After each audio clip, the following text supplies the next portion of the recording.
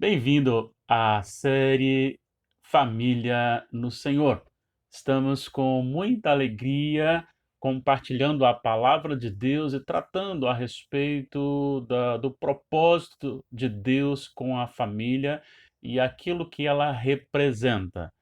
Eu espero que você esteja muito bem com o Senhor Jesus e também manifesta minha alegria em tê-lo aqui comigo sempre.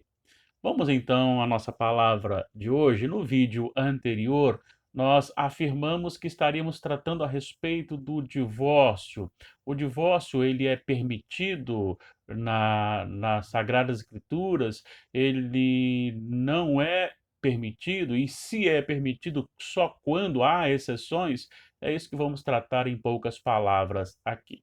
Inicialmente, precisamos entender que Deus não fez o homem e o casou para separação, né? Isto é bíblico, isso está de Gênesis Apocalipse, o princípio estabelecido para o casamento é a não separação. Então vamos ver alguns argumentos. Por que que o homem não deve se separar da sua esposa ou a sua esposa do seu esposo no casamento? Primeiro, porque quem tem a autoridade para fazer algo com o casamento ou com a família é o seu autor. E o autor do casamento é só o Senhor. Deus criou o homem, Deus criou a mulher e os uniu em casamento. É por isso que o Senhor Jesus disse, respondendo aos fariseus e escribas, em Mateus 19, versículo 6, o que Deus uniu, não separe o homem. Então, só Deus tem essa autoridade, ele faz através quando ele recebe ou quando ele chama para si um dos cônjuges através da morte. Segundo motivo para rejeitar o divórcio é que no casamento Deus fez com que os dois se tornem apenas uma só carne.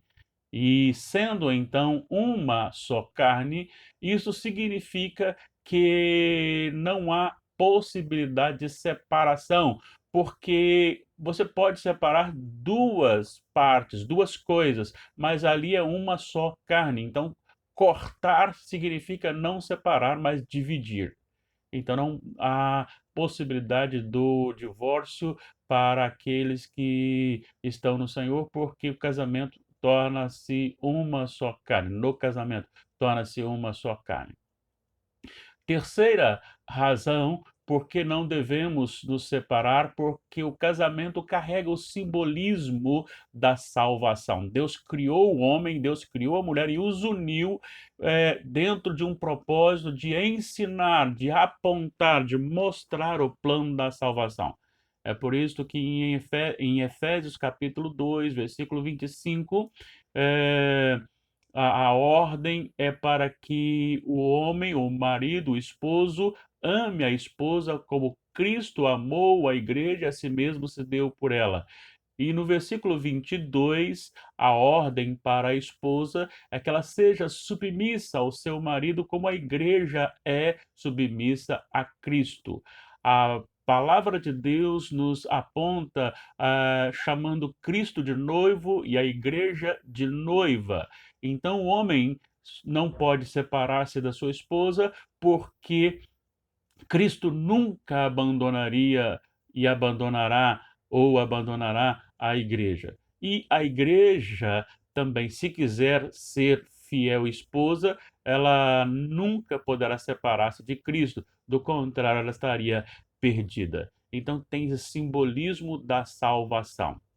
E nós temos agora a dúvida: há excepcionalidade?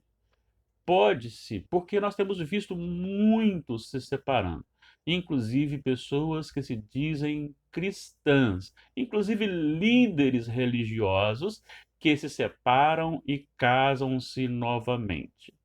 Muito bem. Primeiro, nós precisamos saber que a igreja precisa também de uma reforma, deixar com que as escrituras sagradas continuem norteando, sendo o padrão, a única regra de fé e prática para a nossa vida. E a igreja tem perdido isso, a igreja de forma geral, né? Então vamos lá.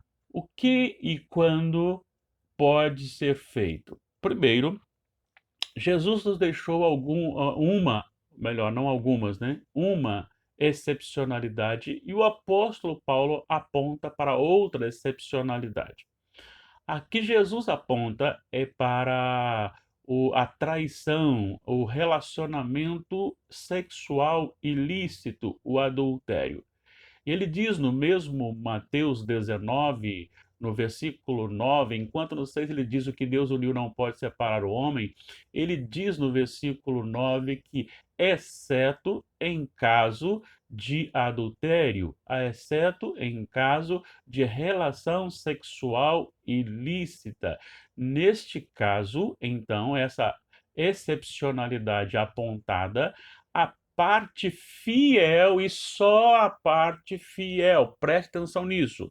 Somente a parte fiel está livre para pedir o divórcio e ter novo casamento. A parte que traiu, a parte que se relacionou sexualmente de forma ilícita, a parte que adulterou, ou ela consegue o perdão do seu cônjuge para continuar no seu relacionamento, mas se ela se arrepender e não conseguir o perdão, então ela não pode se casar nunca mais, porque estaria em adultério, disse Jesus. Então a parte fiel, sim, essa parte pode pedir o divórcio, porque a outra parte quebrou a aliança, a outra parte quebrou o casamento. É só em caso de adultério, disse Jesus. Mais tarde, o apóstolo Paulo aponta para aquele incrédulo no lar, um dos cônjuges é incrédulo, e agora este cônjuge, por causa da fé do outro, ele quer ir embora. E embora o outro lute para manter o casamento, aquela parte vai embora e não quer saber mais do casamento e abandona. Neste caso, o abandono do lar é tido como uma outra excepcionalidade. E aí Paulo diz que não fica o peso da lei sobre a parte fiel.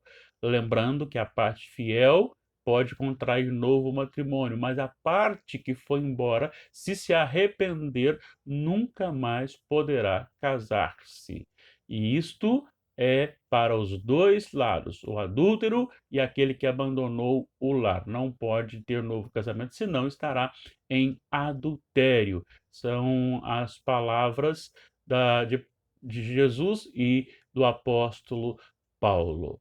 Ah, mas não deu certo e nós nos separamos. E não foi por causa de adultério, nem por causa de abandono do lar. Nós dois pensamos que não dá para viver e nos separamos. Olha, neste caso, ambos têm que ficar solteiros o resto da vida. Nenhum dos dois poderá obter novo casamento.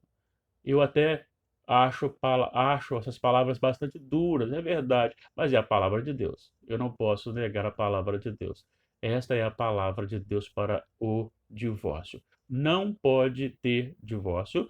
Vamos lá, só relembrando, porque foi Deus que criou o homem, a mulher e os uniu e os casou. E Jesus disse que somente Deus pode separá-los, ele faz isso através da morte. Segundo, o casamento, no casamento, ambos se tornam uma só carne, e não tem como separar um só. Separa-se dois, três, mas um só, não. Separar um só tem grandes prejuízos. Terceiro, o casamento carrega a simbologia da salvação.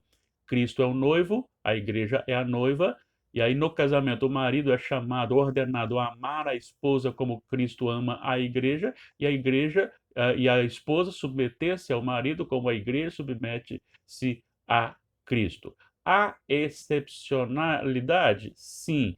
No caso de adultério, a parte fiel está livre para o divórcio e novo casamento, mas a parte adúltera não está mais livre para casamento. Caso haja arrependimento e não haja restauração do casamento, perdão, isso significa que essa pessoa tem que ficar solteira o resto da vida, sem casar-se o resto da vida. E a outra opção, a outra exceção, digo, é a questão do abandono do lar por causa de Jesus. A parte que abandonou o lar, esta está em pecado, a parte fiel que não quis a separação, mas mesmo assim foi-lhe imposta, essa pessoa está livre da lei e apta. Esta é a palavra de Deus para o nosso coração. Deus abençoe o seu casamento. Pense sempre na aliança que você fez com o Senhor. E aí eu digo a você que me ouve, aquele homem que resolveu abandonar sua esposa simplesmente porque perdeu a sua alegria nela, ele terá que se explicar diante do Senhor no último dia. A esposa também. Então é necessário que você olhe, a aliança é feita com o Senhor antes de ser feita com o cônjuge. Sendo assim, mantenha o seu casamento, peça a Deus para ser um instrumento abençoador dentro do seu lar. Cumpra o seu papel com fidelidade. Falando em papel, nós estaremos começando agora a tratar amanhã dos papéis diferentes, porém iguais no casamento e na família. Deus abençoe sua família e sua vida. Deus o abençoe rica e poderosamente. Querendo o Senhor, amanhã estaremos novamente juntos.